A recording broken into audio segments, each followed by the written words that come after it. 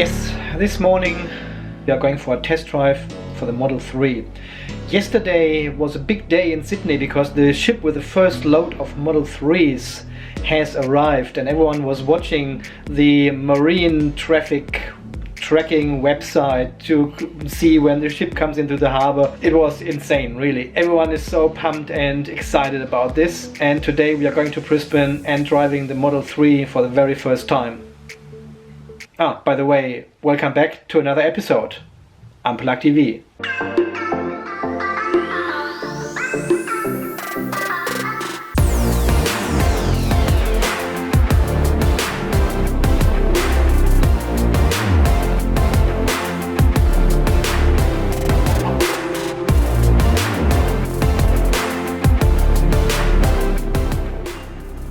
Well, someone is doing test drive in a Tesla.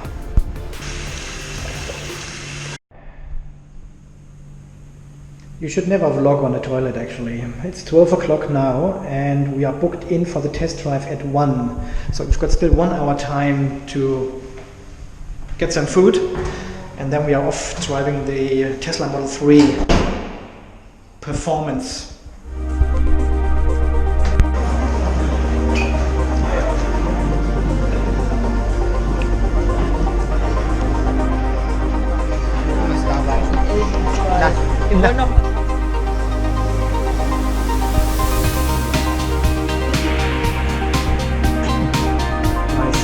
Halstrenner.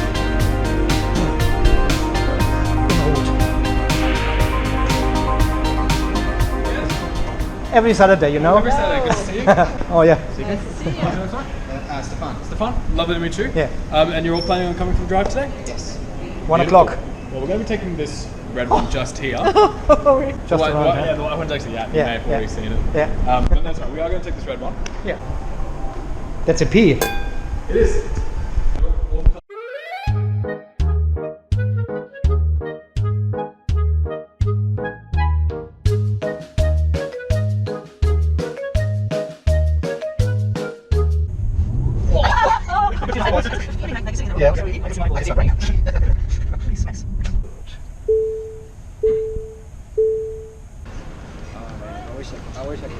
Panel alignments are perfect here, huh?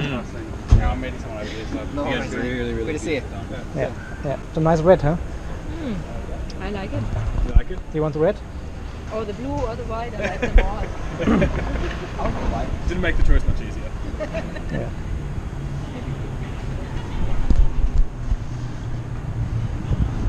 You checking for panel gaps? Yeah, You got your ruler with you? By Yeah. Bill? Yeah. I have. Found one? The roof, always the roof.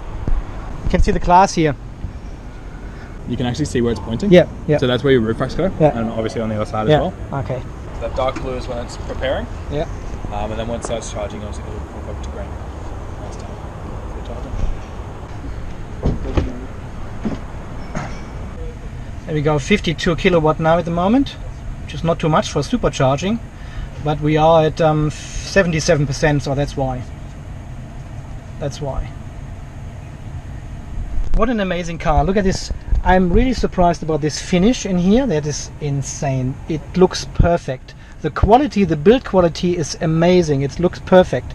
There's not one gap, there's nothing. It just, steering wheel is small as we know, but all these trim levels here, they are all perfectly made. What an amazing car. And it is so fast, it is unbelievable.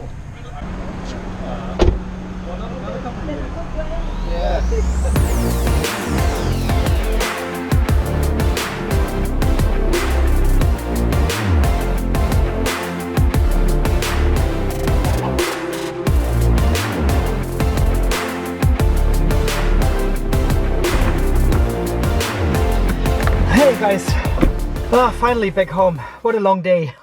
Wow, that was exciting. That was amazing.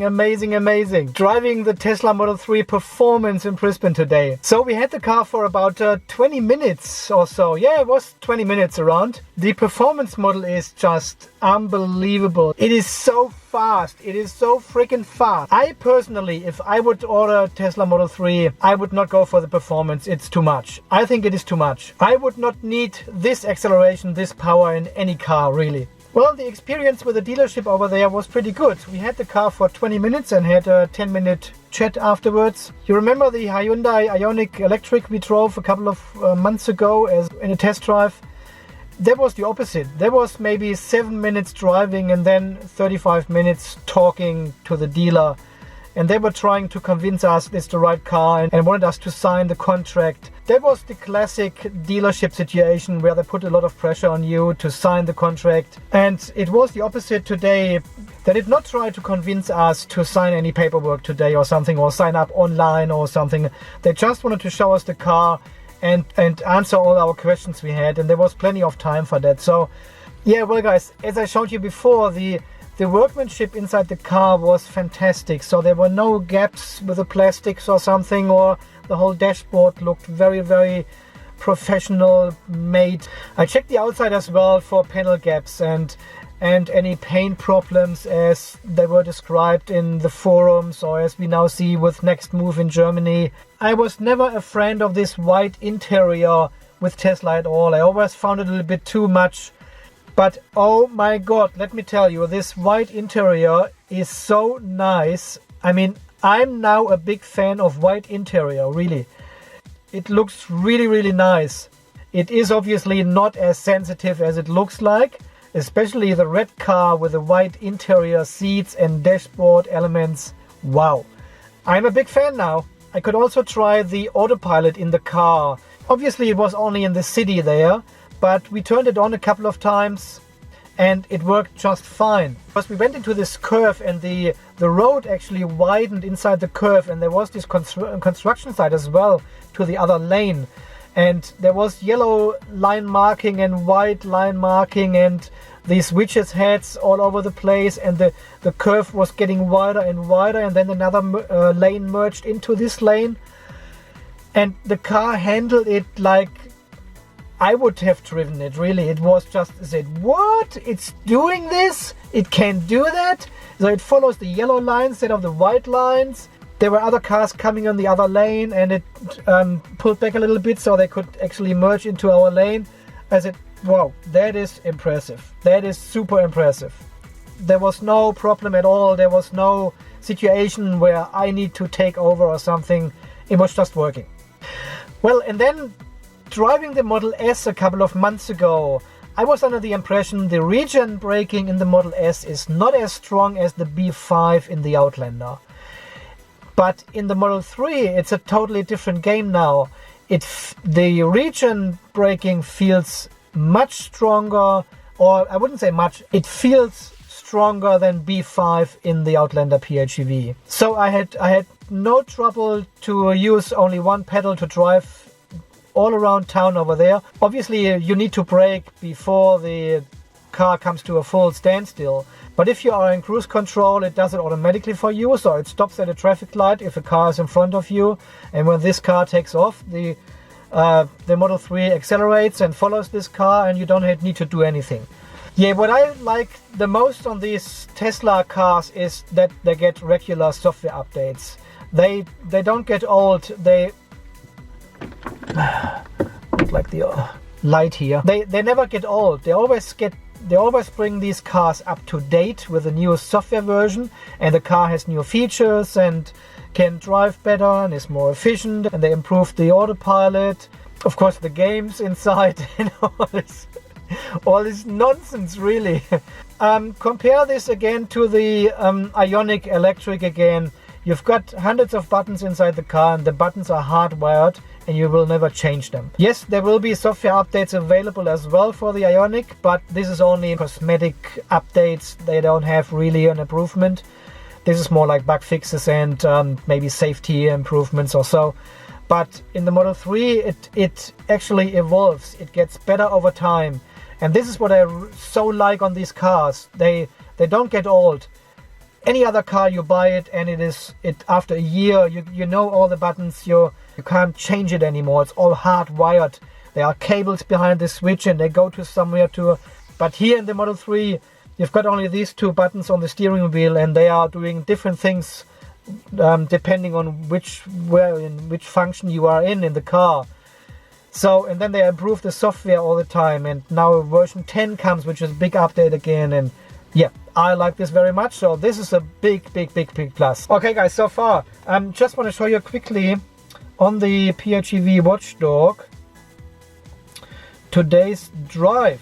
So we have driven 168 kilometers today, and 92 kilometers of that was electric. So pretty impressive. Here, have a look. There it says 92 kilometers electric. So all in total we have used only 4.6 liters per 100 kilometers for this whole trip. 7.3 kilowatt hours plus 7.8 liters all in total. That is a pretty good result again for the Outlander PHEV.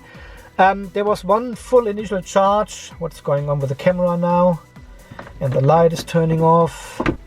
There we go, I'm back. Yeah, this was only with one initial charge last night, and then we didn't charge in Brisbane at all, so we drove in hybrid mode. I made sure the battery was about at 70% when we hit the city, and I could drive around in the city with pure electric all the time then. And then we went out again on the freeway, and turned on the engine again on safe mode, and yeah, drove back. So 4.6 liters. Man, that's a very good result. I'm pretty happy with that. Okay guys, so far this very exciting day from today. I hope you enjoyed the video. Give it a thumbs up or a thumbs down. It doesn't really matter for YouTube, so any reaction is good. And this is Andy from Unplugged TV Australia signing off. You stay charged, drive electric, and we will all see us again in the next video tomorrow or the day after. Okay, see you then. Bye bye. Yeah, the really funny part was the guy from Tesla told us we cannot film inside the car during a test drive, and we are not allowed to film any of the employees at Tesla as well and put them in a video or something. And my son didn't hear that, obviously. So when we did the test drive, he had this camera on all the time, so I've got now 25 minutes test drive footage, which I cannot show you. I think a couple of bits and pieces here and there should be fine. Oh,